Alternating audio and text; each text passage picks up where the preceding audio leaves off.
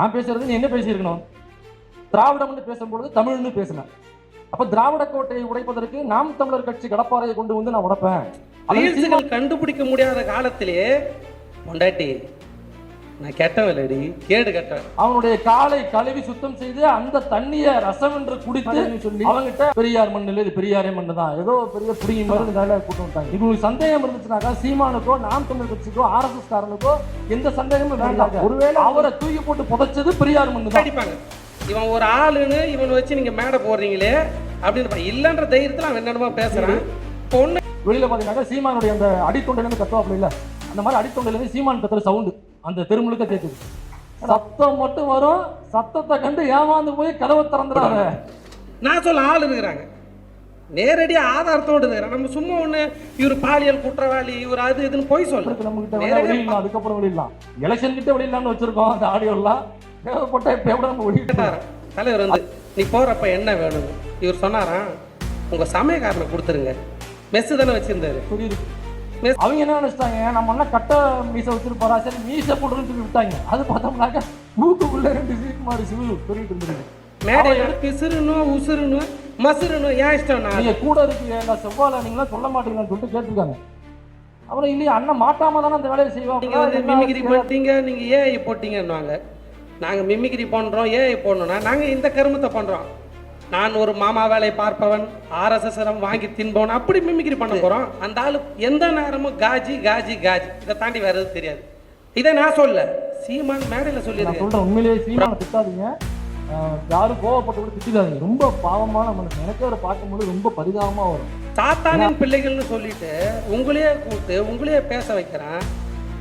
10 நிமிஷம் பார்த்துட்டு 10,000 கதை சொல்றான் அந்த ஆளு. ஒரு கொடூரமான மானங்கட்ட வாழ்க்கை வாழறது யாருன்னா என் சின்ன மாமா சாப்பிட்டுக்கிறாங்க. எங்க மாமா எனக்கு மட்டும் மாமா இல்ல, இந்த ஊருக்கே மாமான்னு சொல்லி விடைபெற. நீ டிரைவரை வேலையை விட்டு அனுப்பியிருக்கலாம், ஆனா அந்த டிரைவர் தான் இன்னமும் காரை ஓட்டிக்கிட்டு இருக்கான். சப்ஸ்கிரைப் பண்ணி பெல் பட்டனை பிரஸ் பண்ணுங்க, உங்க நண்பர்களுக்கு ஷேர் பண்ணுங்க. நம்முடைய வீடியோ உடனுக்குடன் வர ஆல் பட்டனை பிரஸ். இந்த தலைப்பு பார்த்தீங்கன்னா பாலியல் குற்றவாளி சீமான் இருக்குல்ல, அதுக்கு தகுந்த ஒரு கதை. பொதுவெளியே சிலருக்கு மட்டும் மனோஜுக்கு தெரிஞ்சிருக்கலாம், இங்கே உள்ள தோழர்களுக்கு சில பேருக்கு மட்டும் அந்த சம்பவம் தெரிஞ்சிருக்கலாம். பொதுவெளியில் பெருசாக அது பேசப்படலாம். இது என்னத்த பேசுறது, கையை பிடிச்சி இழுத்தது, சாட் பண்ணி செக்ஸ் சாட் பண்ணதெல்லாம் எல்லாம் பொதுவெளியில் பேசிட்டு இருக்க முடியுமா? ஆனால் இருந்தாலும் உங்களுக்கு ஒரு கதையை சொல்ல, சமீபத்தில் நடந்த விஷயம். நாம் தமிழர் கட்சியில் உள்ள ஒரு பொறுப்பாளர், அவர் எனக்கு பழக்கம், பேர் வேண்டாம், அவர் தான் இந்த பஞ்சாயத்து அட்டன் பண்ணது, அவர் தான் அந்த தகவலை எனக்கு கொடுத்தது. சமீபத்தில் என்ன நடந்திருக்குனாக்கா, ஒரு நாள் சீமானுடைய வீடு வெளியில் பார்த்தீங்கன்னாக்கா சீமானுடைய அந்த அடித்தொண்டையிலேருந்து கத்துவாப்புல இல்லை, அந்த மாதிரி அடித்தொண்டையிலேருந்து சீமான் கத்துற சவுண்டு அந்த தெருமுழுக்க கேட்குது. ஏன்னா வேற யாரும் புந்து அடிச்சிட்டாங்களா, இல்லை பெரியார் அமைப்புகள் உள்ள புந்து தாக்குதல் பண்ணிட்டாங்களா, என்ன ஏதுன்னு ஒரே பதட்டமாக இருக்குது. இந்த பதட்டமான சூழலில் ஒரு ஃபோன் கால் போகுது, நைட்டு 2:30 மணி ஃபோன் கால். முக்கியமான 2 பொறுப்பாளர்களுக்கு மட்டும்தான் அந்த ஃபோன் கால் போகுது. ஃபோன் காலில் எடுத்து அந்த பக்கம் யார் பேசுகிறாங்கனாக்கா வீர தெலுங்கச்சி கயல்விழி அவர்கள் பேசுகிறார். நமஸ்காரம் அண்டி, பாவனாரா அப்படின்னு கேட்டுட்டு உடனடியாக வீட்டுக்கு கிளம்புவாங்க அப்படின்னு ஒரு தகவல் மட்டும் ஃபோனில் கட் பண்ணிட்டாங்க. சரி ஏதோ பிரச்சனை போல் இருக்கு, என்ன எதுன்னு தெரியலன்னு சொல்லிட்டு அந்த 2 பொறுப்பாளர்களும் அந்த நேரத்தில் கிளம்பி வீட்டுக்கு போகிறாங்க. வீட்டுக்கு போனாக்கா கதவை திறக்கிறாங்க. கதவை தானே பாவனாரா அப்படின்னு சொல்லிட்டு உள்ள வரவேற்கிறாங்க. வீர தெலுங்கச்சி கயல்வழி அவர்கள் வரவேற்கிறார். உள்ள வரவேற்று என்ன ஆச்சு, எதுக்கு இத்தனை மணிக்கு ஃபோன் பண்ணீங்க, எதுவும் பிரச்சனையா அப்படின்னு சொல்லி கேட்குறேன். இல்லை போலீஸ் நியூஸ் எதுவும் அரெஸ்ட் பண்ண வந்துருச்சா, எதுக்காக ஃபோன் பண்ணீங்கன்னாக்கா இல்லை நீங்கள் முதல்ல மேலே போங்க, அவருடைய ரூமுக்கு போங்க அப்படின்னு சொல்கிறாங்க. இவங்க 2 பேரும் சைலண்டாக மாடி மேலே ஏறி அவருடைய ரூமுக்கு போகிறாங்க. இல்லை அந்த அறைக்கு போகிறாங்க. அந்த அறைக்கு போனோடனே அண்ணன் எப்படி உட்காந்துருக்காருன்னா, இந்த வடிவேல் காமெடியில் கோவை சல்லா போட்டு மிதி மிதிச்சிருக்கும் பார்த்துறீங்களா, வெளியில் சகல சத்தம் மட்டும் வரும், சத்தத்தை கண்டு ஏமாந்து போய் கதவை திறந்துடாத அப்படின்னு சொன்னோடனே கதவை திறந்து பார்த்தோடனே தலையில் ஈக்குமாறு சீவு, தலைவாணியில் உள்ள பஞ்செலாம் இருக்கும்ல, இது சீரியஸான காமெடிக்காக சொல்ல, இது அப்படியே நடந்த சம்பவம். இது இல்லைன்னாக்கா மறுக்க சொல்லுங்க, ஆதாரம் இருக்கு நம்ம கிட்ட, வேணா வெளியிடலாம், அதுக்கப்புறம் வெளியிடலாம், எலெக்ஷன் கிட்ட வெளியிடலாம்னு வச்சிருக்கோம். அந்த ஆடியோலாம் தேவைப்பட்ட இப்போ எப்படி நம்ம வெளியிட்டுருவோம்.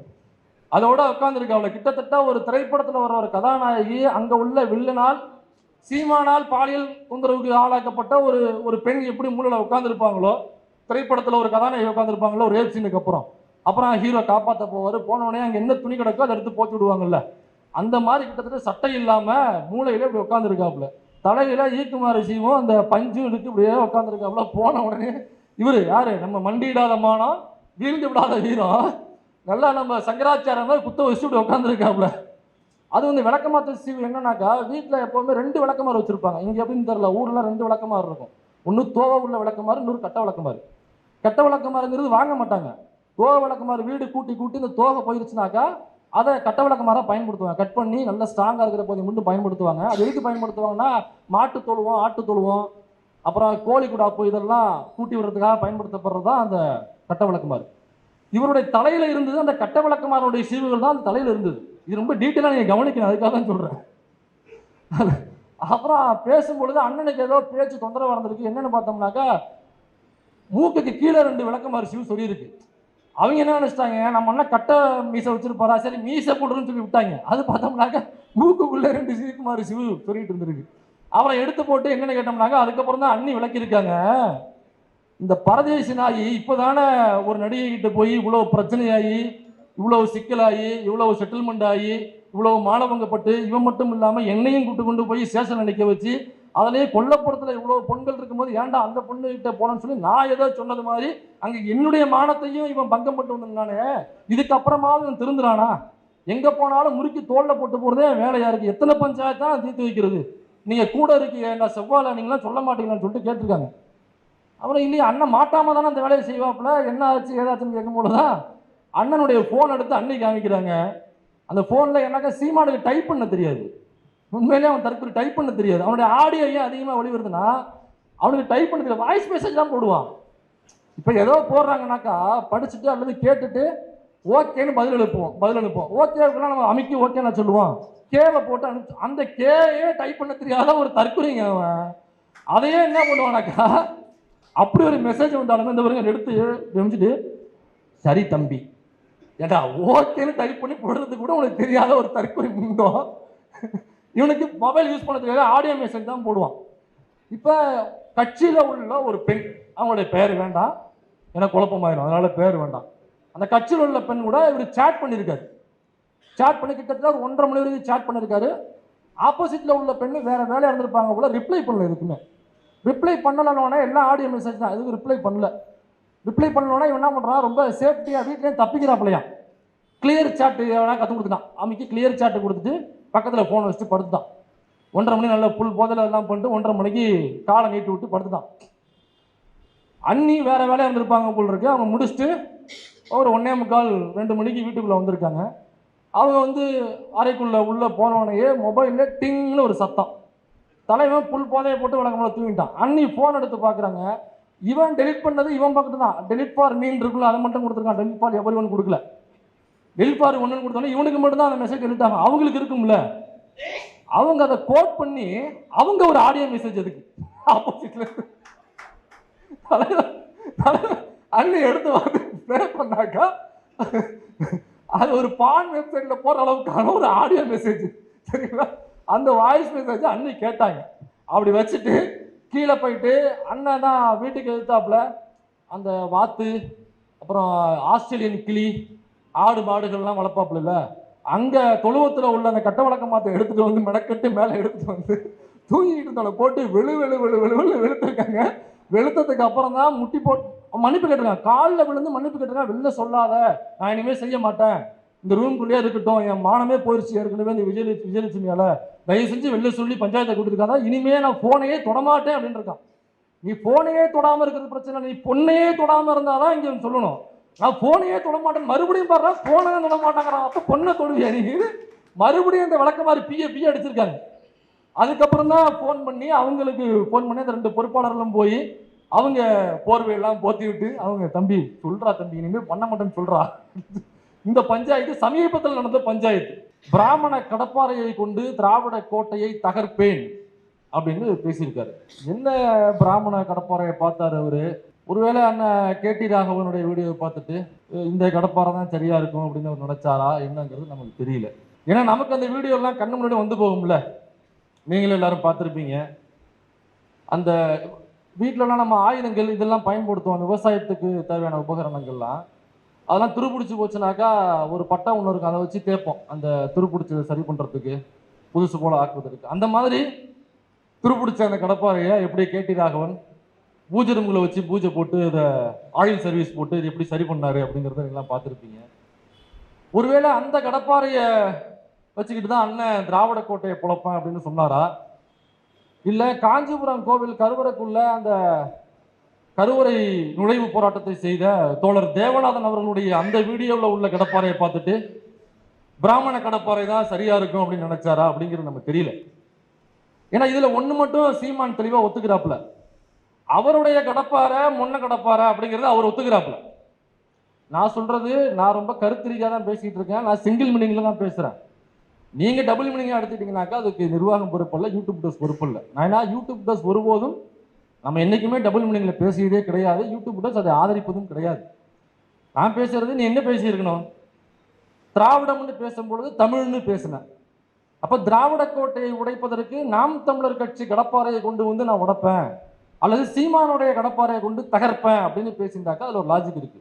இப்போ பிராமண கடப்பாறையை கொண்டு வந்தா திராவிட கோட்டையை உடைப்பேன் அப்படின்னாக்கா, அப்போ உன்கிட்ட உள்ள கடப்பாறை மொன்ன கடப்பாறை, அது துருப்பிடிச்ச கடப்பாறை, அது எந்த வேலைக்கும் உதவாத கடப்பாறை, அது சோழி முடிஞ்சு போன கடப்பாறை, அது ஒரு டம்மி துப்பாக்கி, அது ஒரு அட்டகத்தி, அது ஒரு பேப்பர் ரெவடி, அது ஒரு காகிதம் பொறுக்கி அப்படிங்கிறது அவரு தான் ஒத்துக்கிட்டாப்ல, நாம எதுவும் சொல்லல. அவரே அதுல லிட்டரலா வந்து ஒத்துக்கிட்டாப்ல.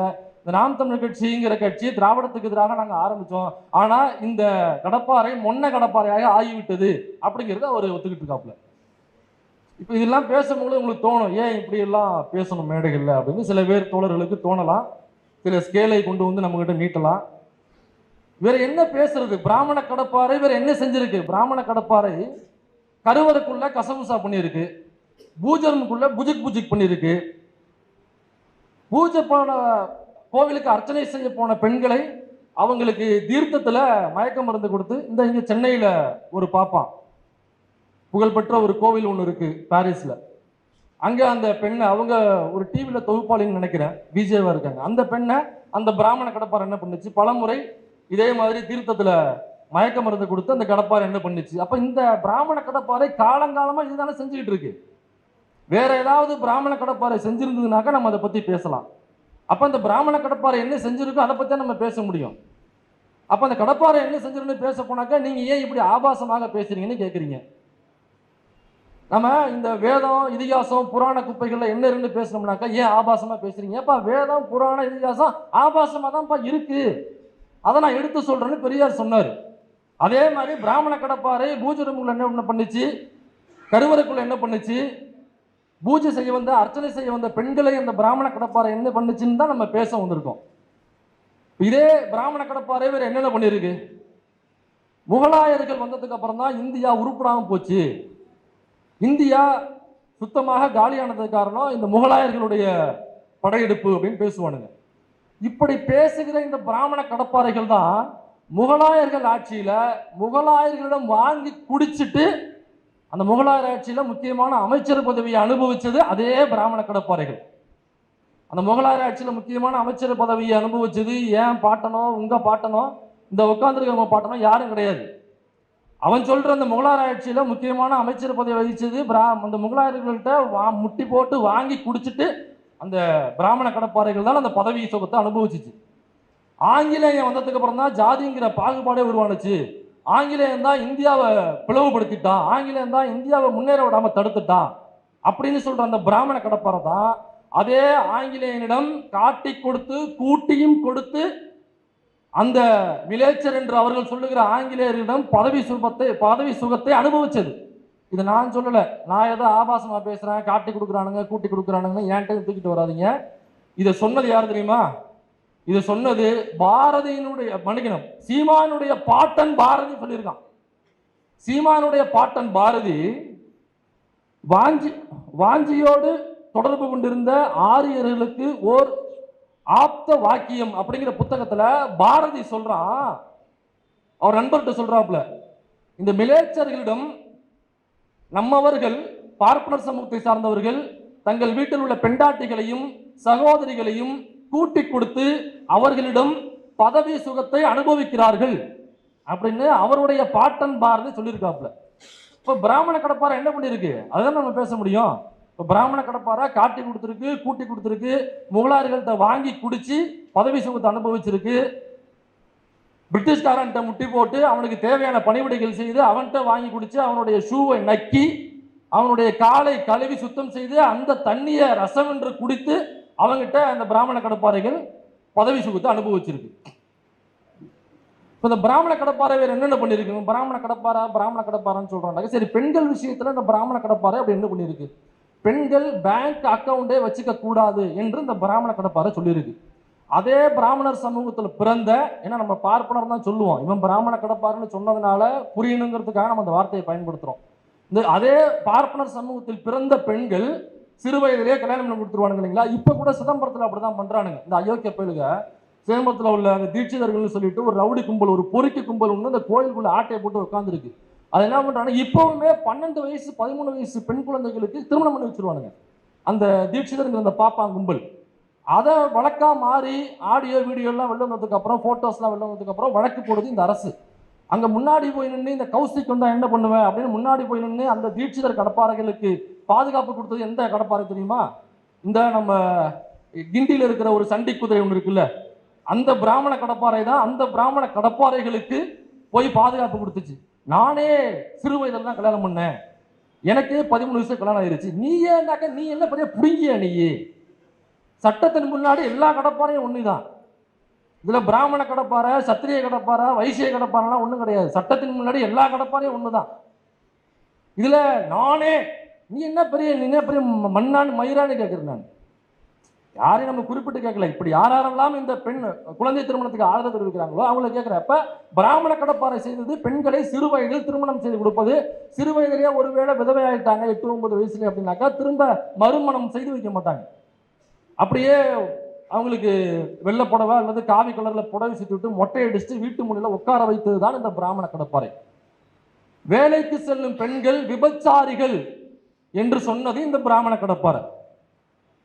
சீமானுடைய மனைவி வேலைக்கு போறாங்கன்னு நினைக்கிறேன் இல்லைங்களா? வக்கீல், அவங்களும் வேலைக்கு போகல. தகவலா சொல்றேன், நீங்க எதுவும் கனெக்ட் பண்ணிக்க, குடும்பமே வேலைக்கு போகாது சொல்றாரு. இப்ப தமிழ்நாட்டில் உள்ள பெரும்பான்மையான பெண்கள் எல்லாருமே வேலைக்கு போக ஆரம்பிச்சிட்டாங்க. முன்னாடி வீட்டுக்குள்ளே இருந்த காலம் போய் இன்னைக்கு படிச்சு வெளியில போய் பெரும்பான்மையாக எல்லா பெண்களுமே வேலைக்கு போறாங்க.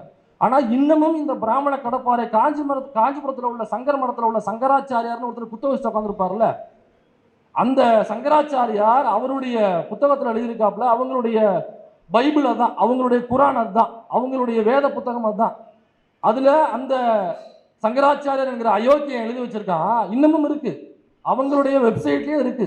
வேலைக்கு செல்லும் பெண்கள் விபச்சாரிகள் என்று சொன்னது இந்த பிராமண கடப்பாறை.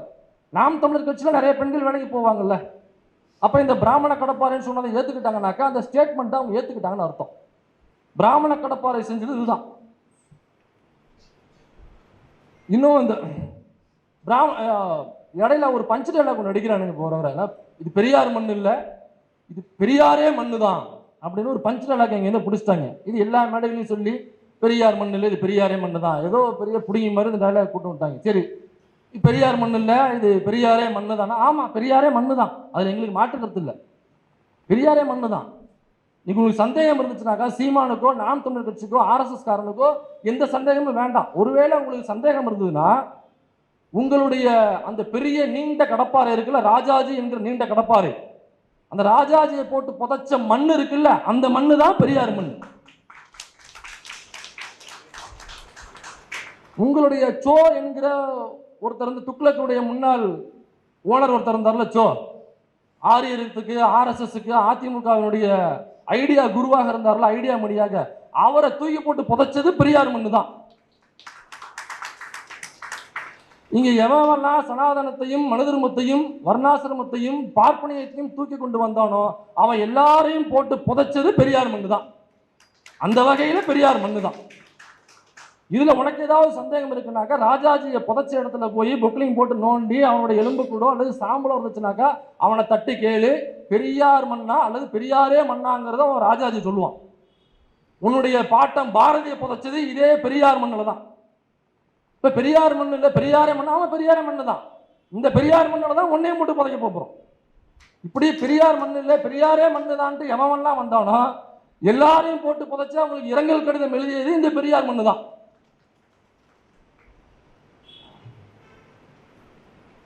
இந்த பிராமண கடப்பாறை, திராவிட கோட்டை, இந்த திராவிட கோட்டை தான், இந்த திராவிட சித்தாந்தம் தான் ஒரு காலத்துல இந்த திராவிட கடப்பாறைகளையே காப்பாற்றியது. எப்படின்னா, நம்ம காந்தி இறந்து போனாரு. காந்தி இறந்த பொழுது காந்தியை கொன்றது ஒரு இஸ்லாமியர் அப்படின்னு சொல்லிட்டு ஒரு வதந்தியை பரப்புனாங்க. அந்த வதந்தி உடனடியாக முறிக்கப்பட்டு காந்தியை கொன்னது கோட்சே என்கிற ஆர்எஸ்எஸ் சார்ந்த ஒரு ஊதாரி பாப்பான் என்று எழுதினாங்க. அன்னைக்கு அண்ணா எழுதினாரு, பெரியார் எழுதினாங்க. அதுக்கப்புறம் தான் மக்களுக்கு தெரிய வந்தது காந்தியை கொன்னது கோட்சே என்கிற ஒரு ஆர்எஸ்எஸ் அமைப்பை சார்ந்த ஒரு பாப்பான் என்பது தெரிய வந்தது. அன்னைக்கு காங்கிரஸ் ஒரு பேர் இயக்கம், அவங்க உடனடியாக ஒரு பார்ப்பான் தான் கொண்டானான்னு சொல்லிட்டு அவங்கள கொஞ்சம் பேர் வந்து பார்ப்பனர் யாரு, பார்ப்பனர் அல்லாதவர் யாருன்னு தெரியும் இல்லைங்களா, அவங்க எல்லாரும் அக்ரகாரத்தை கொளுத்தியே தீருவேன், அக்ரகாரத்தை சுத்தமா அழிச்சே தீருவேன்னு சொல்லிட்டு கிளம்பிட்டாங்க. திராவிட கழகத்துக்கு சொல்லவே தேவையில்லை. அது வந்து ஒரு காஞ்ச சருகு மாதிரி தான் பார்ப்பனர்களுக்கு எதிரான மனநிலை. அப்ப இப்படி ஒரு சம்பவம், இப்படி ஒரு வாய்ப்பு கிடைக்கும் பொழுது திராவிடர் கழகமோ காங்கிரஸோ பயன்படுத்தி இருந்தா என்னவா இருக்கும்? அப்ப இதை பயன்படுத்த விடாமல் அன்றைக்கு வானொலியில் பேசி அந்த பிராமண கடப்பாறைகளை, அந்த அக்ரகார கடப்பாறைகளை காப்பாற்றியது இந்த பெரியார் மண்ணு தான். நீ சொன்ன பெரியாரே மண்ணுன்னு, அந்த பெரியாரே மண்ணு தான் நீ சொல்ற பிராமண கடப்பாறைகளை அதை காப்பாற்றியது. அன்னைக்கு தலைவன் மட்டும் நினைச்சிருந்து ஒரே ஒரு ஸ்டேட்மெண்ட் கொடுத்திருந்தான்னாக்கா, கொலைக்கல்வி கொண்டு வரும் பொழுது எப்படி ஒரு பெரிய கூட்டத்தை கூட்டி எல்லாரும் கையில ஒரு கையில மண்ணெண்ணையும் ஒரு கையில தீப்பெட்டியும் வச்சுக்கங்க, நான் எப்போ ஊன்னு சொல்றேனோ அடுத்த நிமிஷம் அக்ரகாரம் கொழுந்து விட்டு எரியணும் அப்படின்னு ஒரு ஸ்பீச்சை கொடுத்தாருல, ஒரு உத்தரவுக்காக காத்திருங்கள்னு சொன்னார்ல. சொன்னவருக்கு அதற்கான வாய்ப்பு கிடைக்கும் பொழுது ஏன் அதை பயன்படுத்தாம இருந்தாரு? சொன்னார் தனி மனித தாக்குதல் கூடாதுன்னு சொன்னார். தனி மனித தாக்குதல் இன்றைக்குமே சரியில்லை. ஒரு பாப்பா மன்னிட்டாங்கிறதுக்காக ஒட்டுமொத்த பார்ப்பனர்களையும் உதைப்பது, கொல்லுவது அல்லது சித்திரவதைக்கு உள்ளாக்குவது என்பது தவறு என்று சொல்லி நீ சொல்ற அந்த துருபிடிச்ச மொன்னையான இத்து போன அந்த பிராமண கடப்பாறைகளை காப்பாற்றியது தந்தை பெரியார் அவர்கள். பாப்பாத்திகளுக்கான உரிமைகளை கோரியது தந்தை பெரியார். பெண்களுக்கு சொத்தில் சம உரிமை வேண்டும் என்று சொல்லும் பொழுது பார்ப்பனர் அல்லாத பெண்களுக்கு மட்டும் சொத்தில் சம உரிமை வேணும்னு பெரியார் கேட்கல. பெரியார் கேட்டது அனைத்து பெண்களுக்கும் சொத்தில் சம உரிமை என்பதை பெரியார் கோரினார். அன்னைக்கு எதிர்த்தது யாரு தெரியுமா? இதே பிராமண கடப்பாறைகள் தான் எதிர்த்துச்சு. ஆனா அன்னைக்கு பிராமண சமூகத்தில் பிறந்த பெண்களுக்கும் உரிமை கோரியது இதே தந்தை பெரியார் அவர்கள். இந்த சீமானை பத்தி யாருக்கும் தெரியாத ஒரு ரகசியத்தை சொல்லலாம்னு இருக்கேன். ஏன்னா இந்த தலைப்பு பார்த்தீங்கன்னா பாலியல் குற்றவாளி சீமான் இருக்குல்ல, அதுக்கு தகுந்த ஒரு கதை. பொதுவெளியே சிலருக்கு மட்டும் மனோஜுக்கு தெரிஞ்சிருக்கலாம், இங்க உள்ள தோழர்களுக்கு சில பேருக்கு மட்டும் அந்த சம்பவம் தெரிஞ்சிருக்கலாம். பொதுவெளியில பெருசா அது பேசப்படலாம். இதை என்னத்த பேசுறது, கையை பிடிச்சி இழுத்தது, சாட் பண்ணி செக்ஸ் சாட் பண்ணதெல்லாம் எல்லாம் பொதுவெளியில் பேசிட்டு இருக்க முடியுமா? ஆனா இருந்தாலும் உங்களுக்கு ஒரு கதையை சொல்ல, சமீபத்தில் நடந்த விஷயம். நாம் தமிழர் கட்சியில் உள்ள ஒரு பொறுப்பாளர், அவர் எனக்கு பழக்கம், பேர் வேண்டாம், அவர் தான் இந்த பஞ்சாயத்து அட்டன் பண்ணது, அவர் தான் அந்த தகவலை எனக்கு கொடுத்தது. சமீபத்தில் என்ன நடந்திருக்குனாக்கா, ஒரு நாள் சீமானுடைய வீடு வெளியில் பார்த்தீங்கன்னாக்கா சீமானுடைய அந்த அடித்தொண்டையிலேருந்து கத்துவாப்புல இல்லை, அந்த மாதிரி அடித்தொண்டையிலேருந்து சீமான் கத்துற சவுண்டு அந்த தெரு முழுக்க கேட்குது. ஏன்னா வேற யாரும் புந்து அடிச்சிட்டாங்களா, அல்லது பெரியார் அமைப்புகள் உள்ள புந்து தாக்குதல் பண்ணிட்டாங்களா, என்ன ஏதுன்னு ஒரே பதட்டமாக இருக்கு. இந்த பதட்டமான சூழலில் ஒரு ஃபோன் கால் போகுது. நைட்டு 2:30 மணி ஃபோன் கால். முக்கியமான 2 பொறுப்பாளர்களுக்கு மட்டும்தான் அந்த ஃபோன் கால் போகுது. ஃபோன் காலில் எடுத்து அந்த பக்கம் யார் பேசுகிறாங்கனாக்கா, வீர தெலுங்கச்சி கயல்விழி அவர்கள் பேசுகிறார். நமஸ்காரம் அண்டி, பாவனாரா அப்படின்னு கேட்டுட்டு உடனடியாக வீட்டுக்கு கிளம்புவாங்க அப்படின்னு ஒரு தகவல் மட்டும் ஃபோனில் கட் பண்ணிட்டாங்க. சரி, ஏதோ பிரச்சனை போல் இருக்கு, என்னதுன்னு தெரியலன்னு சொல்லிட்டு அந்த 2 பொறுப்பாளர்களும் அந்த நேரத்தில் கிளம்பி வீட்டுக்கு போகிறாங்க. வீட்டுக்கு போனாக்கா கதவை திறக்கிறாங்க. கதவை தானே பாவனாரா அப்படின்னு சொல்லிட்டு உள்ள வரவேற்கிறாங்க. வீர தெலுங்கச்சி கயல்வழி அவர்கள் வரவேற்கிறார். உள்ள வரவேற்று என்ன ஆச்சு, எதுக்கு இத்தனை மணிக்கு ஃபோன் பண்ணீங்க, எதுவும் பிரச்சனையா அப்படின்னு சொல்லி கேட்குறேன். இல்லை போலீஸ் நியூஸ் எதுவும் அரெஸ்ட் பண்ண வந்துருச்சா, எதுக்காக ஃபோன் பண்ணீங்கன்னாக்கா, இல்லை நீங்கள் முதல்ல மேலே போங்க, அவருடைய ரூமுக்கு போங்க அப்படின்னு சொல்கிறாங்க. இவங்க 2 பேரும் சைலண்டாக மாடி மேலே ஏறி அவருடைய ரூமுக்கு போகிறாங்க. இல்லை அந்த அறைக்கு போகிறாங்க. அந்த அறைக்கு போனோடனே அண்ணன் எப்படி உட்காந்துருக்காருன்னா, இந்த வடிவேல் காமெடியில் கோவை சல்லா போட்டு மிதின்னு மிதிச்சிருக்கும் பார்த்துறீங்களா, வெளியில் சகல சத்தம் மட்டும் வரும், சத்தத்தை கண்டு ஏமாந்து போய் கதவை திறந்துடாத அப்படின்னு சொன்னோடனே கதவை திறந்து பார்த்தோடனே தலையில ஈக்குமாறு சீவு, தலைவாணியில் உள்ள பஞ்செலாம் இருக்கும்ல, சீரியஸான காமெடிக்காக சொல்ல, இது அப்படியே நடந்த சம்பவம். இது இல்லைன்னாக்கா வந்து மறுக்க சொல்லுங்க, ஆதாரம் இருக்கு நம்ம கிட்ட, வேணா வெளியிடலாம், அதுக்கப்புறம் வெளியிடலாம். எலெக்ஷன் கிட்ட வெளியிடலாம்னு வச்சிருக்கோம் அந்த ஆடியோலாம். தேவைப்பட்ட எப்ப கூட நம்ம வெளியிட்டுருவோம். அதோட உட்காந்துருக்கு. அவளை கிட்டத்தட்ட ஒரு திரைப்படத்தில் வர ஒரு கதாநாயகி அங்க உள்ள வில்லனால் சீமானால் பாலியல் தொந்தரவுக்கு ஆளாக்கப்பட்ட ஒரு ஒரு பெண் எப்படி மூலையில் உட்காந்துருப்பாங்களோ, திரைப்படத்தில் ஒரு கதாநாயகி உட்காந்துருப்பாங்களோ ஒரு ரேப் சீனுக்கு அப்புறம் ஹீரோ காப்பாற்ற போவார். போனவொடனே அங்கே என்ன துணி கிடக்கோ அதை எடுத்து போட்டு விடுவாங்கல்ல, அந்த மாதிரி கிட்டத்தட்ட சட்டை இல்லாம மூளையில இப்படி உட்காந்துருக்காப்புல. தலையில ஈக்குமாரி சீவும் அந்த பஞ்சும் இருக்கு, இப்படியே உட்காந்துருக்காப்புல. போன உடனே இவரு யாரு, நம்ம மண்டியிடாத மானம் வீழ்ந்து விடாத வீரம், நல்லா நம்ம சங்கராச்சாரம் மாதிரி குத்த வச்சு இப்படி உட்காந்துருக்காப்புல. அது வந்து விளக்கமாத்த சீவு என்னன்னாக்கா, வீட்டில் எப்பவுமே 2 விளக்கமாறு வச்சிருப்பாங்க. இங்க எப்படின்னு தெரியல, ஊர்ல 2 விளக்கமாறு இருக்கும். ஒன்று தோவை உள்ள விளக்கமாறு, இன்னொரு கட்ட விளக்கமாறு. கட்ட விளக்கமாறுங்கிறது வாங்க மாட்டாங்க. தோகை விளக்கமாறு வீடு கூட்டி இந்த தோகை போயிருச்சுனாக்கா அதை கட்ட விளக்கமாற பயன்படுத்துவாங்க. கட் பண்ணி நல்லா ஸ்ட்ராங்காக இருக்கிற போது மட்டும் பயன்படுத்துவாங்க. அது எதுக்கு பயன்படுத்துவாங்கன்னா, மாட்டு தொழுவோம், ஆட்டு தொழுவோம், அப்புறம் கோழி குடாப்பு இதெல்லாம் கூட்டி விடுறதுக்காக பயன்படுத்தப்படுறது தான் அந்த கட்ட விளக்கமாறு. இவருடைய தலையில இருந்தது அந்த கட்ட விளக்கமாருடைய சீவுகள் தான் அந்த தலையில இருந்தது. இது ரொம்ப டீட்டெயிலாக நீங்கள் கவனிக்கணும், அதுக்காக தான் சொல்கிறேன். அப்புறம் பேசும்பொழுது அண்ணனுக்கு ஏதோ பேச்சு தொந்தரவு வந்திருக்கு. என்னன்னு பார்த்தோம்னாக்கா, மூக்குக்கு கீழே 2 விளக்கமாறு சீவு சொல்லியிருக்கு. அவங்க என்ன நினைச்சிட்டாங்க, நம்ம அண்ணன் கட்ட மீசை வச்சிருப்பாரா, சரி மீசை போடுறோன்னு சொல்லி விட்டாங்க. அது பார்த்தோம்னாக்கா மூக்குக்குள்ள 2 சீக்குமாறு சிவு சொல்லிட்டு இருந்திருக்கு. அவளை எடுத்து போட்டு என்னன்னு கேட்டோம்னாக்கா, அதுக்கப்புறம் தான் அண்ணி விளக்கியிருக்காங்க. இந்த பரதேசி நாயி இப்போதானே ஒரு நடிகை கிட்ட போய் இவ்வளவு பிரச்சனையாகி, இவ்வளவு சிக்கலாகி, இவ்வளவு செட்டில்மெண்ட் ஆகி, இவ்வளவு மானவங்கப்பட்டு, இவன் மட்டும் இல்லாமல் என்னையும் கூட்டு கொண்டு போய் ஸ்டேஷன் நிற்க வச்சு, அதிலேயே கொல்லப்புறத்தில் இவ்வளவு பொண்கள் இருக்கும்போது ஏன்டா அந்த பொண்ணு கிட்ட போனோன்னு சொல்லி நான் ஏதோ சொன்னது மாதிரி அங்கே என்னுடைய மானத்தையும் இவன் பங்கம் பட்டு வந்தானே, இதுக்கப்புறமாவது இவன் திருந்துறானா? எங்கே போனாலும் முறுக்கி தோளில் போட்டு போகிறதே வேலையா இருக்கு. எத்தனை பஞ்சாயத்தான் தீர்த்து வைக்கிறது? நீங்கள் கூட இருக்கீங்க, என்ன செவ்வாழை நீங்களாம் சொல்ல மாட்டீங்களான்னு சொல்லிட்டு கேட்டிருக்காங்க. அப்புறம் இல்லையா, அண்ணன் மாட்டாம தானே அந்த வேலையை செய்வாப்புல, என்ன ஆச்சு ஏதாச்சுன்னு கேட்கும்போது தான் அண்ணனுடைய ஃபோன் எடுத்து அண்ணி காமிக்கிறாங்க. அந்த ஃபோனில் என்னக்கா சீமானுக்கு டைப் பண்ண தெரியாது. உண்மையிலேயே அவன் தற்கொலை டைப் பண்ண தெரியாது. அவனுடைய ஆடியோ ஏன் அதிகமாக வெளிவருதுன்னா, அவனுக்கு டைப் பண்ண தெரியாது, வாய்ஸ் மெசேஜ் தான் போடுவான். இப்போ ஏதோ போடுறாங்கனாக்கா படிச்சுட்டு அல்லது கேட்டுட்டு ஓகேன்னு பதில் அனுப்புவோம். ஓகேக்கெல்லாம் நம்ம அமைக்கி ஓகே நான் சொல்லுவோம். கேவை போட்டு அனுப்பிச்சு அந்த கேயே டைப் பண்ண தெரியாத ஒரு தற்கொலைங்க அவன். அதையே என்ன பண்ணுவானாக்கா, அப்படி ஒரு மெசேஜ் வந்தாலுமே இந்த வரைக்கும் எடுத்து எமிச்சிட்டு, சரி தம்பி ஏடா ஓகேன்னு டைப் பண்ணி போடுறது கூட உனக்கு தெரியாத ஒரு தற்கொலை முண்டோம். இவனுக்கு மொபைல் யூஸ் பண்ண தெரியாத ஆடியோ மெசேஜ் தான் போடுவான். இப்போ கட்சியில் உள்ள ஒரு பெண், அவங்களுடைய பெயர் வேண்டாம், எனக்கு குழப்பமாயிடும், அதனால பேர் வேண்டாம். அந்த கட்சியில் உள்ள பெண் கூட இவர் சேட் பண்ணியிருக்காரு. சேட் பண்ணி கிட்டத்தட்ட ஒரு 1.5 மணி வரைக்கும் சேட் பண்ணியிருக்காரு. ஆப்போசிட்டில் உள்ள பெண்ணு வேற வேலையாக இருந்திருப்பாங்க போல, ரிப்ளை பண்ணல. எதுக்குமே ரிப்ளை பண்ணலன்னோடனே எல்லாம் ஆடியோ மெசேஜ் தான், எதுக்கு ரிப்ளை பண்ணல. ரிப்ளை பண்ணலோன்னா இவன் என்ன பண்ணுறான், ரொம்ப சேஃப்டியாக வீட்லேயே தப்பிக்கிறாப்பிலையா. கிளியர் சாட்டு எவனா கற்றுக் கொடுத்துட்டான். அமைக்கு கிளியர் சாட்டு கொடுத்துட்டு பக்கத்தில் ஃபோனை வச்சுட்டு படுத்துட்டான். 1.5 மணி நல்ல புல் போதில் எல்லாம் பண்ணிட்டு 1.5 மணிக்கு காலை நீட்டி விட்டு படுத்துட்டான்.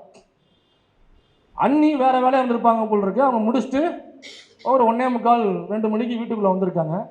அவங்க வந்து அறைக்குள்ளே உள்ளே போனவனையே மொபைலில் டிங்னு ஒரு சத்தம். தலைவன் புல் போதையை போட்டு வழக்கமாக தூங்கிட்டான். அண்ணி ஃபோன் எடுத்து பார்க்குறாங்க. இவன் டெலிட் பண்ணது இவன் பக்கத்து தான். டெலிட் ஃபார் மீன் இருக்குல்ல, அதை மட்டும் கொடுத்துருக்கான். டெலிட் ஃபார் எவரி ஒன் கொடுக்கல.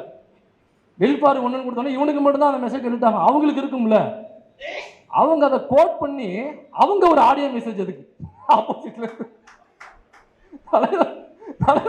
அண்ணி எடுத்து வந்து ப்ளே பண்ணாக்கா அது ஒரு பான் வெப்சைட்ல போற அளவுக்கான ஒரு ஆடியோ மெசேஜ். சரிங்களா? அந்த வாய்ஸ் மெசேஜ் அண்ணி கேட்டாங்க. அப்படி வச்சுட்டு கீழே போயிட்டு அண்ணன் தான் வீட்டுக்கு எதிர்த்தாப்புல அந்த வாத்து, அப்புறம் ஆஸ்திரேலியன் கிளி, ஆடு மாடுகள்லாம் வளர்ப்பாப்புல இல்லை, அங்கே தொழுவத்தில் உள்ள அந்த கட்ட வழக்க மாற்ற எடுத்துகிட்டு வந்து மெனக்கட்டு மேலே எடுத்துகிட்டு வந்து தூங்கிட்டு இருந்தவனை போட்டு வெளுத்திருக்காங்க. வெளுத்ததுக்கு அப்புறம் தான் முட்டி போட்டு மன்னிப்பு கேட்டிருக்காங்க. காலில் விழுந்து மன்னிப்பு கேட்டிருக்காங்க. வெளில சொல்லாத, நான் இனிமேல் செய்ய மாட்டேன், இந்த ரூம்குள்ளேயே இருக்கட்டும், என் மானமே போயிடுச்சு ஏற்கனவே இந்த விஜயலட்சுமியால, தயவு செஞ்சு வெளில சொல்லி பஞ்சாயத்தை கொடுத்துருக்காங்க, இனிமே நான் ஃபோனையே தொடமாட்டேன் அப்படின்னு இருக்கான். நீ ஃபோனையே தொடாமல் இருக்கிறது பிரச்சனை, நீ பொண்ணையே தொடாமல் இருந்தாதான் இங்கே சொல்லணும். நான் ஃபோனையே தொட மாட்டேன், மறுபடியும் பாடுறா ஃபோனையே தொட மாட்டாங்கிறான். அப்போ பொண்ணை தொடுவியா நீ? மறுபடியும் இந்த விளக்கமாரி பிய அடிச்சிருக்காங்க. அதுக்கப்புறம் தான் ஃபோன் பண்ணி அவங்களுக்கு ஃபோன் பண்ணி அந்த 2 பொறுப்பாளர்களும் போய் அவங்க போர்வையெல்லாம் போத்தி விட்டு, அவங்க தம்பி சொல்றா தம்பி இனிமேல் பண்ண மாட்டேன்னு சொல்றா. இந்த பஞ்சாயத்து சமீபத்தில் நடந்த பஞ்சாயத்து. இவன் தான் வந்து இன்னைக்கு பாட்டன் பாரதி பெண்மையை போற்றும் எங்கள் பாட்டன் பாரதி அப்படின்னு பேசி பெண்களை ஈவு செய்யும் ஈவரா அப்படின்னு இவன் பேசிட்டு இருக்கு. இடையில ஒரு இந்த இடையில பேசும்போது ஒரு கதை சொல்லியிருக்காங்க. வழக்கமாக ஆம கதை இதெல்லாம் சொல்லுவாங்க இல்லைங்களா, அந்த ஆம ஓட்டை பெரட்டி போட்டு அது ஒரு மருத்துவர் ஒருத்தர் விளக்கம் கொடுத்துருக்காரு இன்ஸ்டாவில். பார்த்தீங்களா இல்லைன்னு தெரியல, நான் வேணா அது ட்விட்டரில் அந்த வீடியோ எடுத்து போட்டேன், நீங்கள் பார்த்துருக்கீங்க. ஆக்சுவலாக அந்த ஆமையோட ஓடு இருக்குல்ல, அதை பெரட்டி போட்டுலாம் ட்ராவல் பண்ண முடியாது. ஆக்சுவலாக சயின்ஸ் படி அது முடியாது. சயின்ஸ் படி முடியாதுங்கிறத அவர் விளக்கியிருக்காரு. அப்படி ஒருபோதும் பண்ணவே முடியாது, ஏன்னாக்கா அது தண்ணீர் நடத்தியோட அதிகம். அப்படியே ஒரு சயின்ஸாக அதில் அது விளக்கம் கொடுக்குறாரு. அப்படி பண்ணவே முடியாது அப்படிங்கிறத சொல்கிறாரு. ஆனால் இன்னமும் அந்த தற்கொலை கூட்டம் அதை நம்பிக்கிட்டு இருக்கு. சரி, அது ஒரு பக்கம் இருக்கட்டும். இப்போ அந்த கதையெல்லாம் முடிஞ்சு போய் துப்பாக்கி பயிற்சி அதெல்லாம் முடிஞ்சு போச்சு. இப்போ என்ன பண்ணுறான்னா, இப்போ வந்து பீரங்கி பயிற்சிக்கு வந்திருக்கான். பீரங்கி பயிற்சி அப்படின்னு சொல்லி வந்திருக்கான். அது ஒரு கதை சொல்கிறான், பீரங்கி பயிற்சி. இப்போ இந்த ஆக்சுவலாக அங்கே என்ன நடந்திருக்குனாக்கா, இவன் அந்த பீரங்கி பயிற்சி நடக்கும் பொழுது அதில் வந்து ஒரு குண்டை தூக்கி போட்டு அந்த இழுவை விசையை, அது விசை தமிழில் தான் நொட்டுவார். நொட்டுறது கூட தமிழில் தான் நொட்டுவாப்புல. அதில் விசை, அந்த விசையை இழுத்து வச்சு அந்த குண்டை தூக்கி போட்டு அப்படி இழுத்தடிக்கணும், என்னால் இழுக்க முடியல அப்படின்னு சொன்னேன். ஆக்சுவலாக அன்னைக்கு என்ன நடந்திருக்குனாக்கா, அந்த பயிற்சி இருக்கும் பொழுது ஒரு குண்டை தூக்கி போட்டு விசையை இழுத்து வச்சு அடிக்கணும்ல, அது வந்து அப்படி போட்டால் சாதா பூபதி. இவர் யார்? அண்ணன். அண்ணன் ஆழ்த்தோட்ட பூபதி இல்லை. அண்ணன் ஒரு குண்டுக்கு பதிலாக கீழே இருந்த 2 குண்டை தூக்கி போட்டு உள்ளே போட்டு அவர் விசையை இழுத்து வச்சு அடிச்சிருக்காப்புல. அடிச்சாக்கா குண்டு போனது மாதிரியே தெரியல, விசை போயிருச்சு, குண்டு வெளில போனது மாதிரியே தெரியல. அப்புறம் பக்கத்தில் இருந்த புலிகளை, பெண் புலியை கூப்பிட்டு சொல்லியிருக்காப்புல, தங்கச்சி இந்த மாதிரி ஒரு குண்டு போட சொன்னா நான் 2 குண்டு போட்டு அடிச்சு, ஆனால் வெளியில் போகவே இல்லையே, என்ன காரணம், ஏன் வரலன்னு கேட்டிருக்காப்புல. அப்புறம் அந்த தங்கச்சி குனிச்சு பார்த்துட்டு, அண்ணே குண்டு 2 கீழே தானே இருக்கு, நீங்கள் எந்த குண்டை போட்டீங்கன்னு தெரியல, இதில் போட வேண்டிய குண்டு 2 கீழே தானே இருக்கு. அதுதான், அதனால தான் அது ஒரு முன்ன கடப்பார. அது எனக்கு யாரும் சீமானை வந்து திட்டாதீங்க, நான் சொல்கிறேன், உண்மையிலேயே சீமானை திட்டாதீங்க, யாரும் கோவப்பட்டு கூட திட்டாதீங்க. ரொம்ப பாவமான மனுஷன். எனக்கே அவரை பார்க்கும்போது ரொம்ப பரிதாபமாக வரும். ஏன்னா அவரே வந்து ஆப்ரேஷன் பண்ணதுக்கு அப்புறம் 2 வருஷம் கழிச்சு அவர் குழந்தையே பிறந்துச்சு. என்ன ஆப்ரேஷன், இது ஆப்ரேஷனுக்கும் குழந்தை பிறக்கிறதுக்கும் என்ன சம்மந்தம், அது அப்படின்னா என்ன ஆப்ரேஷனாக இருக்கும்?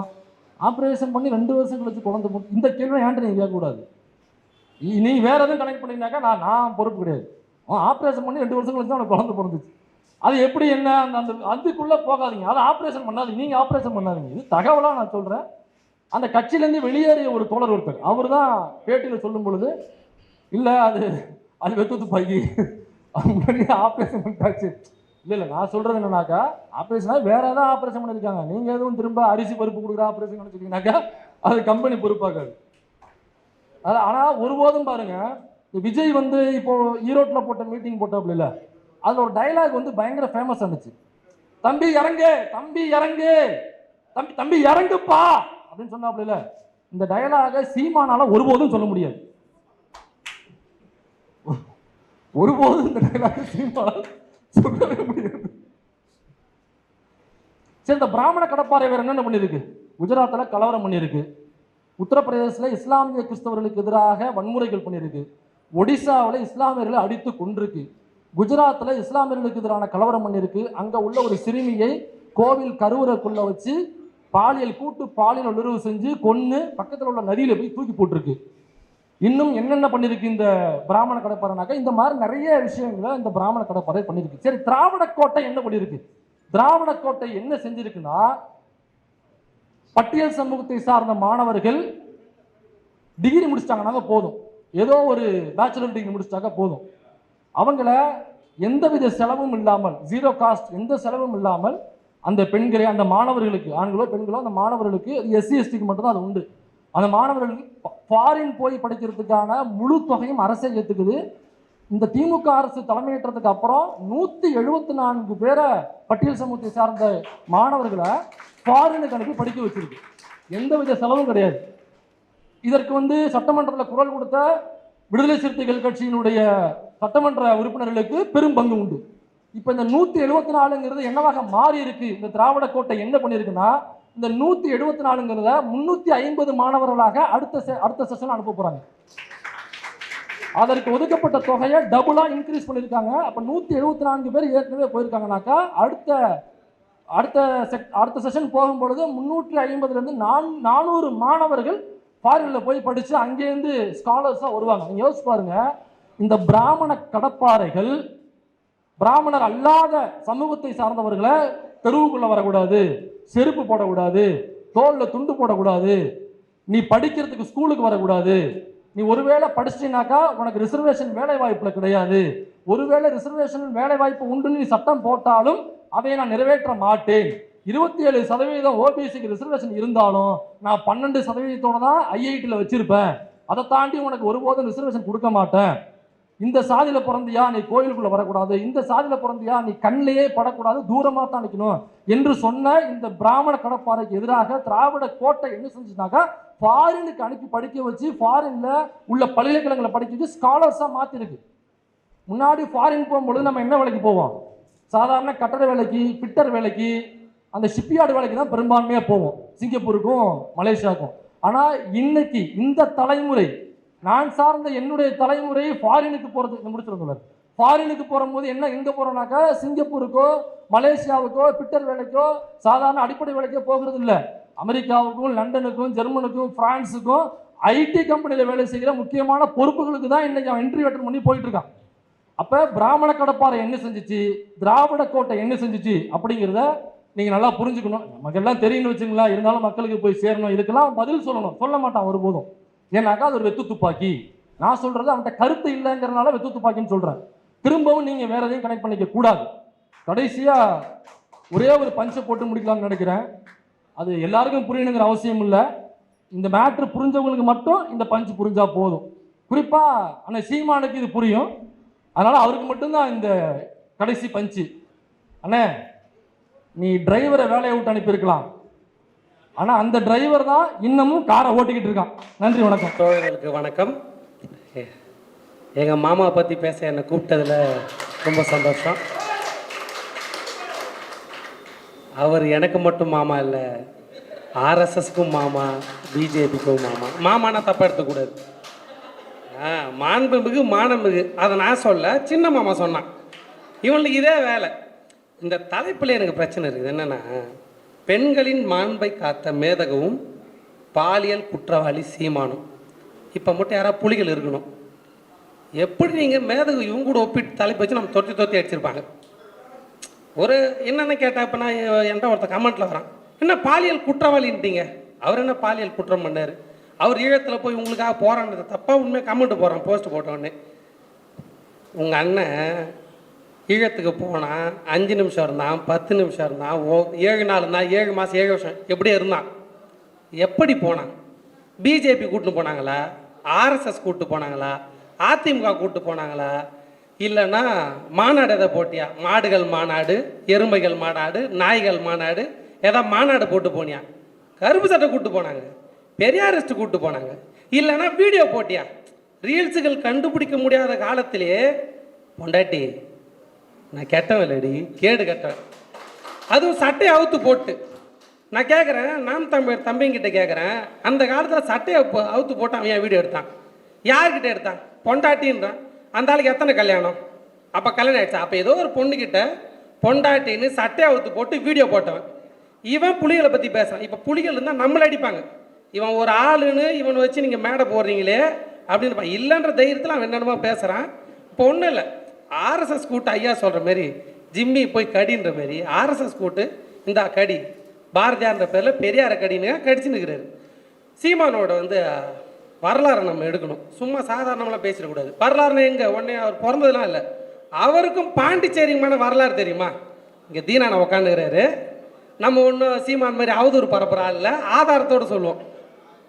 அழுத்துவேலி தோப்பு, பாண்டிச்சேரியில் அழுத்துவேலி தோப்பு, நோனாங்கொப்பு, அரியாங்கொப்பு இருக்குது.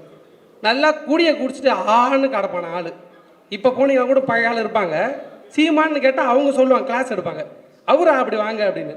அது மட்டும் இல்லை, அவருக்கு அப்போதைக்கு ரூம் போடணுமா, ரூம் போட்டு எந்த அளவுக்கு அந்த ஆள் குடிப்பானா, குடிச்சிட்டு பெட்டில் ஒன்றுக்கு போயிடுவானா. நான் சொல்ல ஆள் இருக்கிறாங்க, நேரடியாக ஆதாரத்தோடு இருக்கிறாங்க. நம்ம சும்மா ஒன்று இவர் பாலியல் குற்றவாளி, இவர் அது இதுன்னு போய் சொல்ல, நேரடியாக பார்த்த கரும இருக்குது. அப்படி இப்படின்னு தப்பிச்சு எப்படியே வந்துட்டாரு. சரி, நீங்கள் என்ன தைரியமாக குற்றவாளின்றீங்க? குற்றம் என்ன பண்ணார்? குற்றம் பண்ணாதான் ஏன் மன்னிப்பு கேட்டார்? 41 பேர் இறந்ததில்லை, யாருக்கு லாபமோ இல்லையோ, சீமானுக்கு பெரிய லாபம். அந்த நேரத்தில் அவர் மன்னிப்பு கேட்டாருங்க. வாழ்க்கைக்கு எல்லாம் மறந்துட்டோம், கடந்து போயிட்டோம். மண்டியிடாத மானம் வீழ்ந்து விடாத வீரமா. அது மண்டி போடல, மல்லாக்கப்படுத்துருச்சு. மேலே பார்த்து எச்சி துப்பி அந்த எச்சி ரிட்டன் வந்துருச்சு. அந்த அளவுக்கு ஒரு மானக்கட்ட வாழ்க்கை வாழ்ந்துருக்கிற மனுஷன். இல்லை, நம்ம தோழர்கிட்ட கேட்டேன், தோழர் பேசுறது ஏதாவது வரமுறை காரணம். இல்லை வரமுறை இல்லாமல் பேசினாதான் வரமுறைன்னு. ஆணவ படம் எடுக்க போன அசிஸ்டண்ட்டு பொம்மை துப்பாக்கி எடுத்து வச்சுட்டு அவர் சொல்கிற கதையிலே அதையும் நான் வர்றப்ப சொல்லுந்தார். எது ரொம்ப கடுப்பாக இருந்துச்சுன்னா, தலைவர்கிட்ட கேட்டாராம். தலைவர் வந்து நீ போகிறப்ப என்ன வேணும்னு. இவர் சொன்னாராம், உங்கள் சமயக்காரனை கொடுத்துருங்க. மெஸ்ஸு தானே வச்சுருந்தாரு, மெஸ்ஸு வச்சுருந்தாரு, சமயக்காரனை கொடுத்துருங்க. அந்த அளவுக்கு திமிரா பேசுகிறேன். ஒரு ஆணவ படம் எடுக்க போனேன், நான் சொல்லலை, மறுபடியும் நானே சொல்கிறேன். என்னங்க நீங்கள் அவதூறு? நான் சொல்லலைங்க, நீங்கள் பிசுறுன்னீங்கல்ல. உங்கள் தங்கச்சி உங்களுக்காக மேடைக்கு மேடை யாரும் அப்படி பேசலை. காளியம்மாள் அக்கா அவங்க மேலே கருத்து முரண்பாடு இருந்தாலும் சீமானுக்கு விசுவாசமாக இருந்தாங்க. எல்லா மேடையிலையும் வெளுத்து வாங்கினாங்க. அப்படியேப்பட்ட அக்காவை பிசுறுன்னு சொல்லிட்டு அது ஒரு ஆடியோ லீக் ஆகுது. ஒரு மனுஷன் என்ன பண்ணணும்? பிசுறுன்னு சொல்லிட்டு நான் சொல்லலைன்னு சொல்லணும். ஆனால் அந்த ஆள் என்ன சொன்னான் தெரியுமா? மேடையில் நான் பிசுறுன்னு உசுறுன்னு மசுறுன்னு ஏன் இஷ்டம் நாள். அந்த பிசுறுன்னு சொன்ன காளியம்மா அக்கா மேடையில் சொல்கிறாங்க, எங்கள் அண்ணன் 10 நிமிடம் தலைவரை சந்தித்தலே இவ்வளோ பெரிய மாற்றம். அன்றைக்கி மேடை விட்டு போனவங்க தான் அவங்க. 10 நிமிஷம் தான் பார்த்தாருன்னு அந்த கட்சிக்காரங்க சொல்கிறாங்க. நாங்கள் சொல்லலை, பொய் சொல்லலை. 10 நிமிஷம் பார்த்தான்னு காளியம்மாக்கா சொன்னது வீடியோ ஆதாரம். இது என்னோட வீடியோனா இந்த பக்கம் போட்டிருப்பேன் நான், இதை பாருங்கன்னு. 10 நிமிஷம் பார்த்துட்டு 10,000 கதை சொல்கிறான் அந்த ஆள். அதுக்கப்புறம் ஒரு முக்கியமான சீமான்ட்ட எனக்கு எங்கள் மாமான்ற உரிமையில் நான் அவர்கிட்ட கவனிக்கிறது என்னென்னா, அடுத்தவன் பொண்டாட்டி, அடுத்தவன் லவ்வரு, அடுத்தவன் வீட்டில் பெண்கள் எப்படி இருக்கிறாங்க, அவங்க யார், அடுத்தவன் பொண்டாட்டி அழகாக இருக்கிறாங்களா இல்லையா, இதை பார்த்து வயிற்றெரிச்சல் படுறதுல சீமானை அடிச்சிக்கவே முடியாது. அதுவும் நான் போய் சொல்ல, சும்மா வாயில் வந்ததெல்லாம் சொல்ல.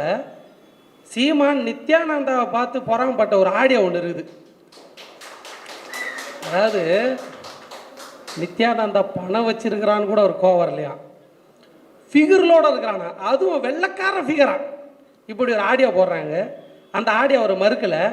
இவன் கேட்டால் சொல்லுவான், நீங்கள் வந்து மிமிக்ரி பண்ணிட்டீங்க, நீங்கள் ஏஐ போட்டிங்கன்னுவாங்க. நாங்கள் மிமிக்ரி பண்ணுறோம், ஏஐ போடணுன்னா நாங்கள் இந்த கருமத்தை பண்ணுறோம்.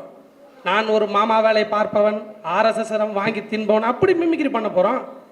ஒரு நித்யானந்தான்ற மாதிரி சாமியார் எந்த பொண்ணு கூட சுற்றினுக்கிறான், எத்தனை பொண்ணு கூட சுற்றுறான், அது வெள்ளைக்காரியா வெளிநாட்டுக்காரியா உள்ளூர்காரியான்னு ஆராய்ச்சி பண்ணுற வேலை தான் சீமான் பண்ணுவான்.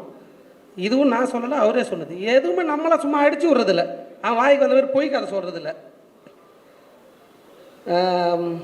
முக்கியமான ஒன்று நான் சொல்ல வந்ததில் முக்கியமான ஒன்று என்னென்னா, சீமான் இப்போ சமீபத்தில் சொன்னார், அதாவது எந்த பார்ப்பனை எதிர்ப்பை வச்சு நீங்கள் ஒரு திராவிட கட்டிடத்தை உருவாக்குனீங்களோ அதே பார்ப்பனைய கடப்பாறையை வச்சு நான் உடைப்பேன். நீங்கள் யோசிக்கணும், ஒரு மனுஷன் எது கடப்பாறை யூஸ் பண்ணுறான்? பாப்பா இன்னைக்கு கடப்பாறை யூஸ் பண்ணான், அவன் மத்து தயிர் கடையிறது, குமுடி, இப்படி ஒரு வேட்டி, இப்படி தான் நான் இருந்தாலும் ஏன் கடப்பாறை யோசிச்சான்னு இருப்பான். அப்போ தான் நான் யோசித்தேன், அங்கே வரத்துக்கு முன்னாடி கேடி ராகவன் வீடியோ பார்த்துருப்பாரு. நல்ல ஒரு கடப்பாறையை பார்த்தோன்னா, கடப்பாறை என்ன பேசுனா கடப்பாறை. அந்த கடப்பாறையை பார்த்த உடனே ஆள் கடப்பாறைண்ணே, எனக்கு கடப்பாறைன்னு ஞாபகம் வருது. சீமான் வந்து ஜெயிலில் இருக்கிறார், புதுச்சேரியில் ஜெயிலில் இருக்கிறார். 2009 வாக்கில் ஜெயிலில் இருக்கிறார். அப்போ வந்து அங்கே ஒரு எஸ்பி இருந்தார். அவர் வந்து ஜெயகாந்தன், எஸ்பி ஜெயகாந்தன் வந்து சீமான் ஜெயிலில் இருக்கும்போது எஸ்பி அவர். சீமான் என்ன பண்ணோம், லெட்டர் எழுது வரான், அந்த நடிகைக்கு லெட்டர் எழுது வரான். நான் யோசிக்கிறேன், இந்த ஆள் கவிஞனாச்சே பாடகனாச்சே என்ன எழுதியிருப்பான் அப்படின்னு நினச்சி சீமான் மாமா ஒரு கவிதை எழுதியிருப்பான் அந்த காலத்தில். கண்ணே காதலி, சிறையில் செயலிழந்த இந்த கடப்பாறையை கற்பனை கரண்ட் வைத்தே செயல்பட செய்கிறேன். இதனால் பாதிக்கப்பட்டது எனது கைகள் மட்டும்தான். கைகள் பாவம் இல்லையா, உடனடியாக வந்து சேரு. இப்படியாப்பட்ட கவிதைகளை எழுதலாம். ஏன்னா கடப்பாறையை வச்சு ஒரு பாப்பான் கடப்பாறையை வச்சு இடிக்கிறப்ப ஒரு கடப்பாறை நினப்பில் இருக்கிறவர் கடப்பாறை கவிதை எழுதுறாரு. கோச்சிக்காதீங்க, அந்த ஆள் செய்கிற ஆள் தான், தப்பாக எடுத்துக்காதீங்க. இப்படி ஒரு கவிதை எழுதியிருக்கலாம், அந்த கவிதை காணாமல் போயிருக்கலாம். கிடைச்சா சந்தோஷமாக இருக்கும், கிடைக்கலான்னு தேடிட்டுருக்கேன், கூடிய சீக்கிரத்தில் கிடச்சிரும். இதெல்லாம் பார்க்குற சீமானோட தம்பிங்க, டேய் நீ தைரியம் தான் வெளில வந்துடுவியா, நீ யூடியூப் சேனலில் பேசுகிற, மேடையில் பேசுகிற, வெளியே வந்து பேசிடுவியா, நீ யார் நீ தைரியமான ஆளா, ஒண்டிக்கு ஒண்டி வருவியான்னாங்க. இதையும் அவங்க சீமான்ட்ட தான் கற்றுக்கணும். சீமான் அந்த மாதிரி தான் வார்த்தையை விட்டார். வீரலட்சுமி அக்கான்னு ஒருத்தவங்க, அவங்க புருஷனை ஒன் டு ஒன்று அவர் சொல்கிறார், இடத்த நீ குறிக்கவா நான் குறிக்கவா? அந்தம்மா கடக்குன்னு போய் இடம் தேதி ரிங்கெலாம் கட்டிட்டு வந்துச்சு, வா சண்டை போடுவான்னா. உடனே நான் எலி கூடலாம் சண்டை போடுறதில்ல, புலி கூட தான் சண்டை போடுவேன். ஒரு நேருக்கு நேராக இடத்த குறித்து சண்டைக்கு வானா வரமாட்டான் ஆள். பாண்டிச்சேரியில் அவர் குடிக்கிற ரெகுலராக குடிக்கிற தோப்பில் அங்கேருந்து ஒரு 10 கிலோமீட்டருக்கு அண்ணாண்டா யாரையோ மர்டர் பண்ணிட்டுக்கிறாங்க. இவர் திருப்பு அங்கே போகாத, போனால் ஏதாவது பிரச்சனை ஆயிடுன்னு அங்கேருந்து ஓடினவன் சீமான். தைரியம் கொஞ்சம் கூட இல்லாத ஆள் சீமான். பாலியல் பொறுக்கி சீமான். இதில் முக்கியமாக என்னன்னா, அவர் பாலியல் பொறுக்கின்னு எல்லாம் தெரிஞ்சு உலகத்திலே ஒரு கொடூரமான மானங்கட்ட வாழ்க்கையை வாழறது யாருன்னா என் சின்ன மாமா சாட்டை தான். இதெல்லாம் தெரியாமல் இருந்தால் பரவாயில்ல, எல்லாம் தெரியும். இவன் எப்படியாப்பட்டவன் தெரியும், என்னென்ன பண்ணிக்கிறான்னு எல்லாம் தெரியும். தெரிஞ்சும் அவர் என்ன பண்ணாலும் அதுக்கு முட்டு கொடுக்குறதுக்கு இல்லை. மன்னிப்பு கேட்டால் மன்னிப்பு கேட்க தெரிஞ்ச பெரிய மனுஷன் வீடியோ போடுறது. அவர் பாலியல் பொறிக்குன்னா அந்தந்த வயசில் எங்கள் அண்ணன் அப்படி தான் இருப்பான்னு வீடியோ போடுறது. இப்படி ஒரு மானங்கெட்ட வாழ்க்கை வாழற சாட்டையை விட கேவலமான ஒரு வாழ்க்கை அமையக்கூடாது. அதுக்காக பாராட்டேன் அந்த ஆளை. சின்ன மாமான்னு பேர் சும்மா வச்சாங்க. தோழர் சீமான் எப்படியாப்பட்டவன்னு அவன் பேசுகிற காலத்திலே மேடையில் பேசியிருக்கான் ஆள். சீமான் சொன்னதில் முக்கியமான பாயிண்ட் ஒன்றுக்குது. அந்த ஆள் எந்த நேரமும் காஜி காஜி காஜி, இதை தாண்டி வர்றது தெரியாது. இதை நான் சொல்ல, சீமான் மேடையில் சொல்லியிருக்காரு. பிரபாகரன் இடத்தில் நான் இருந்தால் நான் கற்பழிப்பேன், சிங்களவன் கற்பழிச்சவன் நானும் கற்பழிப்பேன், நான் இது பண்ணுவேன், நான் அது பண்ணுவேன். புலிகள் இடத்துல போனவன் ஒரு போராளி, ஒரு பெரியாரிஸ்ட்டு, இல்லை ஒரு சாதாரண மனுஷையா மக்களுக்காக போராடுற எவனாவது ஒரு பொண்ணை கற்பழி பண்ணுவானா?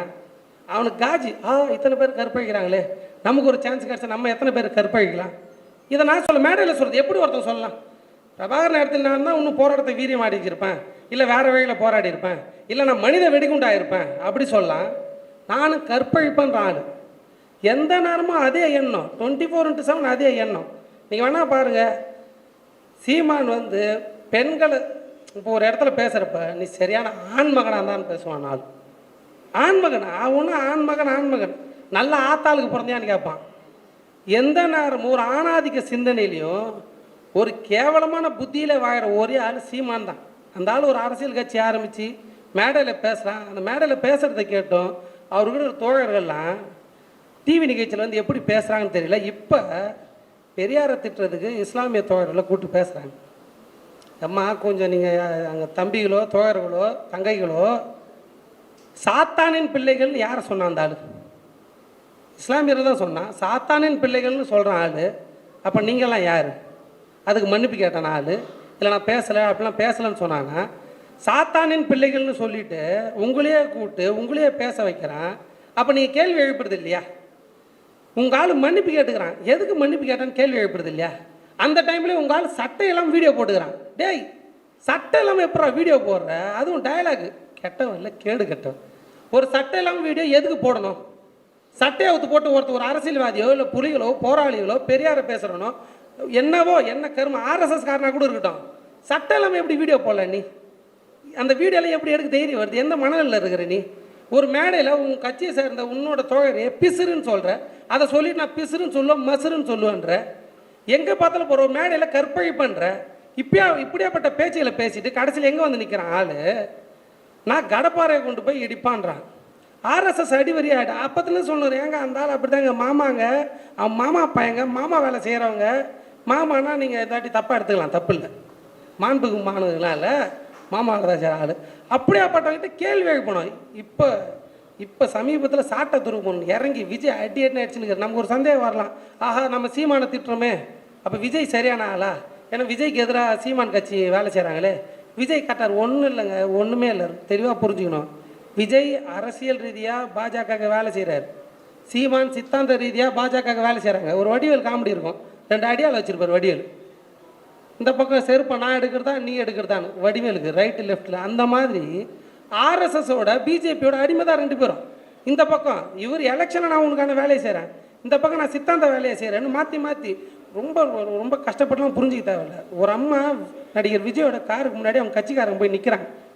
யாராக இருந்தாலும் ஒரு சாதாரண மனுஷன் நிறுத்தி என்னன்னு கேட்பாங்க. ஏற்றி தூக்கி போட்டு போயினே இருக்கிற 41 + இன்னொன்று 42 இருக்கட்டும் ஏற்றிட்டு போகிறான் மனுஷன். அந்த அம்மா மாத்திரை போட்டுனாங்க. விஜய் ஏன் நிறுத்தலை? ஏன்னா நிறுத்திட்டா பேசணும். அந்த அம்மா கேட்பாங்க, இந்தமாரி எனக்கு மாவட்ட செயலாளர் பதவி கொடுக்கல, நீங்கள் என்னென்னு கேள்வி கேட்டால் விஜய் ஒரு வேளை இறங்குனா அவர் ஒரு திருப்பி ஒரு கேள்வி கேட்பார், மாவட்ட செயலாளர்னா யார் என்னன்னு கேட்பார். உண்மை அதுதான். அந்த மாதிரியான வாய்ப்பு அவருக்கு வரக்கூடாதுன்னா கார்லேயே இருக்கிறார். ஏமா நான் என்னென்னு கொடுக்குறேன்னா என்னென்னு தெரியணும்ல. அந்த அம்மா பேர் கூட தெரியாது அவருக்கு. நின்று இறங்கி பேசல. ரோட்டில் யாரோ ஒரு ஆள் போய் நின்னாலுமே நிறுத்தி என்னன்னு கேட்பாங்க. கேட்காத மனநிலையில் இருக்கிறாரு. இப்போ மலேசியாவில் ஆடியோ லான்ச்சில் போய் கதை பேச போகிறாரு. தொடர்ச்சியாக பெரியார் பேரை வச்சுக்கிட்டு மக்களை சீமானி ஒரு காலத்தில் ஏமாத்தினா இப்போ நேரடியாக எதிர்த்து போய் பெரியார் எதிர்ப்பான்ட்டான். இப்போ விஜய் பெரியார் பேரை வச்சுக்கிட்டு பெண்களை காரை விட்டு ஏற்றுற ஆள் மனுஷன். நீங்கள் யோசிச்சு பார்த்தீங்கன்னா விஜயை கவனிக்க வேண்டியது ரொம்ப முக்கியம். சீமானை இப்போ நம்ம திட்டுறோம், இன்னும் என்னோட அதிகமாக திட்டுறதுக்கு ஆள் ரெடியாக இருக்குது. மைனர்லாம் இருக்கிறாரு, வெயிட் பண்ணுகிறோம். ஆனால் இந்த இடத்துல சீமானை பேசுகிறப்ப விஜய் நம்ம கவனிக்க வேண்டியது இருக்குது. விஜய் அவ்வளோ அசால்ட்டாக லெஃப்ட்டில் டீல் பண்ணுற முடியாது. விஜய் ரொம்ப ஆபத்தாக போயினுக்கிறாரு. விஜய் கட்சியில் இருக்கிற ஒரு பெண் தோழர் சொல்கிறாங்க, விஜய்க்கு ஓட்டு போடலன்னா என் குடும்பத்தை விஷம் வச்சு கொண்டுருவான்னு. அது ரொம்ப சாதாரணமாக பேசுகிற விஷயம் இல்லை. விஜய் யாரை உருவாக்குறாருன்னு புரிஞ்சுக்கணும். ஒரு ரசிப்புத்தன்மையை ஒரு மாணவர்களை, மக்கள்களை, இளைஞர்களை என்னமா மாற்றுதுன்னு புரிஞ்சுக்கணும். ஈழத்தமிழர்கள் பிரபாகரன் போரை வச்சு அதில் இருக்கிற பிம்பத்தை கட்டி எல்லாரையும் ஒரு பக்கம் இழுத்து இன்னைக்கு பெரியாரை திட்டுற அளவுக்கு ஒரு கூட்டத்தை உருவாக்கி இருக்கிறார் சீமான். அந்த டைமில் அது வேறவா இருந்துச்சு. அப்போ நம்ம கேட்குறப்ப நமக்கு உணர்ச்சி பொங்குச்சு. ஆனால் அது என்னவா மாறி இருக்குன்னு இருக்குல்ல. இன்னைக்கு பெரியாரை திட்டுறதுக்கும் இஸ்லாமியரை விட்டு பெரியாரை திட்டுறதுக்கும் பெரியார் எல்லாருக்கும் எதிரானவர்னு நிரூபிக்கிறதுக்கான வேலையை ஒரு சைடில் ஒரு ஆள் பார்த்துன்னுக்கிறான். இன்றைக்கி பெரியாரை வச்சு கட்சி ஆரம்பித்து 41 பேர் இறந்த பிறகும் மக்களை போய் பார்க்காம ஒரு பெண்ணை காரை விட்டு ஏற்றுற அளவுக்கு ஒரு ஆள் இருக்கார். நாளைக்கு அவரும் அதே இடத்துல வந்து பெரியார் இங்கே வேணான்னு தூக்கி போடுவார். இப்படியாப்பட்ட வேலையெல்லாம் தொடர்ச்சியாக பண்ணுறாங்க. தோழர்களே, எங்கள் மாமா பற்றி நிறைய பேசலான்னு வந்தேன். இன்னும் நிறைய பேர் இருக்கிறாங்க. எங்கள் மாமா எனக்கு மட்டும் மாமா இல்லை, இந்த ஊருக்கே மாமான்னு சொல்லி விடைபெறுகிறேன். நன்றி.